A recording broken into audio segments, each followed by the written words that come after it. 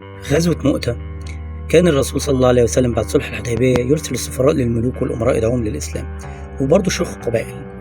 بعضهم دخل في الإسلام، بعضهم رفض بأسلوب كويس، بعضهم رفض بشكل سيء زي كسرى اللي أهان سفير الرسول صلى الله عليه وسلم، وأيضا شرحبيل بن عمرو الغساني اللي كان بيحكم مملكة الغساسنة تابعة للإمبراطورية البيزنطية. أهان الرسول وقام قتل سفير الرسول والحارس بن عمير، وقتل السفراء كان بيعني الحرب. وعشان كده الرسول جهز جيش من 3000 مقاتل بقيادة زيد بن حارثة، وكان زيد بن الرسول بالتبني قبل تحريم التبني. وإن قتل زيد يكون قادة الجيش جعفر بن الصادق، وكان جعفر بن عم الرسول برضه وأكثر الناس شبها بالرسول صلى الله عليه وسلم. وإن قتل جعفر تكون القيادة لعبد الله بن رواحة، وكان من الأنصار أهل المدينة. وإن قتل عبد الله يقوم المسلمون بتولية الأصلح منهم. كان الرسول يعلم باستشهاد ومقتل القادة الثلاثة. وكان خالد بن الوليد مشترك في الجيش الإسلامي بعد دخوله في الإسلام لمدة شهرين تقريبا، وكان خالد مجرد جندي لأنه كان حديث العهد بالإسلام. ولكن بعد معركة مؤتة هيكون من أهم قادة الجيوش الإسلامية. اتجه الجيش الإسلامي لمنطقة الأردن وقتل شرحبيل والغساسنة، قبائل مسيحية بقيادة مالك بن رافلة، وكانوا من القوة، وأن الغساسنة كانوا تابعين للدولة البيزنطية. فجهزوا هما الاثنين جيش مكون من 200,000 مقاتل عشان يواجهوا المسلمين. الرومان منهم 50,000 فارس، جيش ضخم جدا امام 3000 مقاتل. يعني المعركة نتيجتها محسومة من قبل ما تبدأ. المسلمين تفاجئوا بالمعلومات دي، وظهرت آراء بين القادة المسلمين. بعضهم اقترح فكرة إرسال رسالة للرسول صلى الله عليه وسلم ليرسل لهم إمدادات، لكن عبد الله بن رواحة قائد الثالث قال لهم أنهم خرجوا للموت في سبيل الله والشهادة، واستقر رأي المسلمين على المواجهة وشعارهم النصر أو الموت.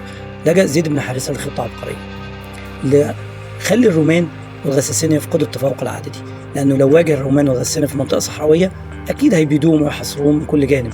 وعشان كده زيد اختار قرية مؤتة تكون أرض المعركة، أشجار على اليمين ويسار الجيش الإسلامي، صعب حد يفاجئهم، خلفهم قرية فيها سكان، يعني مستحيل يتم حصارهم من كل جانب.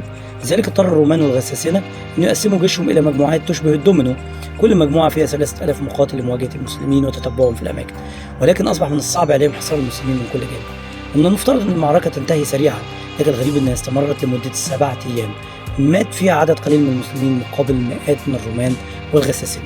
في اليوم السادس من المعركة قرر قائد الرومان والغساسنة أن يركزوا هجومهم على حمل الراية اللي هو زيد بن حارثة، لأنه إذا قتل المسلمين ستنهار معنوياتهم وتتم هزيمتهم.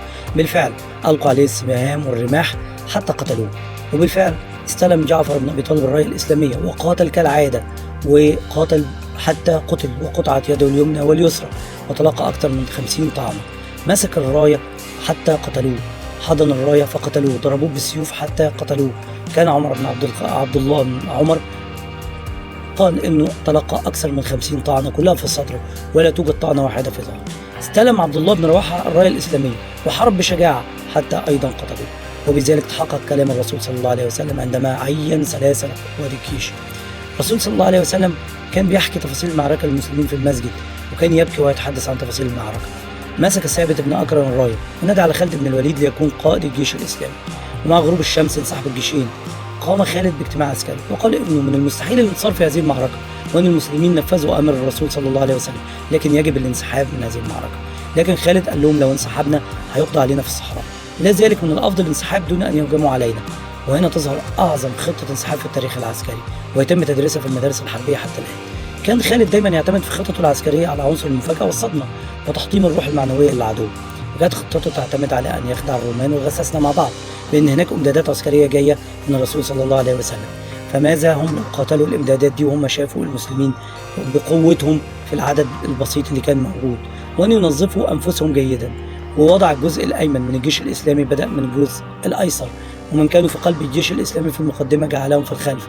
وعند شروق الشمس ويستعد الجيشان للمعركة ينضم 3000 فارس على مجموعات متتالية إلى الجيش الإسلامي. وبالفعل اصطف الجيشان، ووجد الرومان والغساسنة جيش فاعتقدوا أنه جديد، ووجدوا الفرسان ينضموا. كان إحساس الرومان والغساسنة يقول إن ما قدرناش نقضي على 3000 هنقضي على دول إزاي بعد وصول الإمدادات. وتبدأ المعركة في اليوم السابع، ويهجم المسلمون على الرومان مستغلين عنصر المفاجأة والصدمة، وقتلوا المئات منهم بعد أن امتلأت قلوبهم بالرعب. وقبل انتهاء اليوم انسحبت الجيوش لأماكنها. أمر خالد بن الوليد المقاتلين من الانسحاب، ولكن الروم خافوا أن تكون خدعة من المسلمين فلم يهجموا عليهم أثناء انسحابهم. وهذه كانت أعظم خطة انسحاب في التاريخ العسكري كله، لأن هنا المسلمين عملوا انسحاب مدروس وسماه الرسول سيف الله المسلول.